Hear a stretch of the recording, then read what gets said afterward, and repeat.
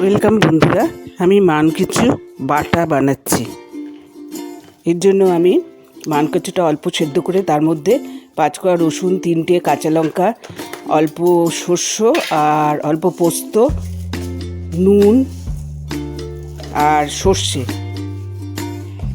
দিয়েছি।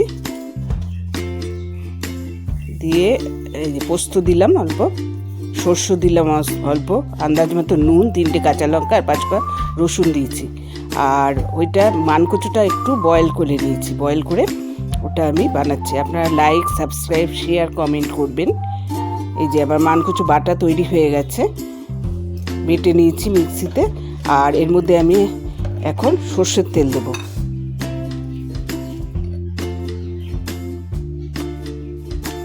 সামান্য সর্ষের তেল দিয়ে এটা মাখবো। এটা আমার একটু খেতে এবং ভাতের সঙ্গে মেখে খেতে, গরম ভাতে খুব ভালো লাগে।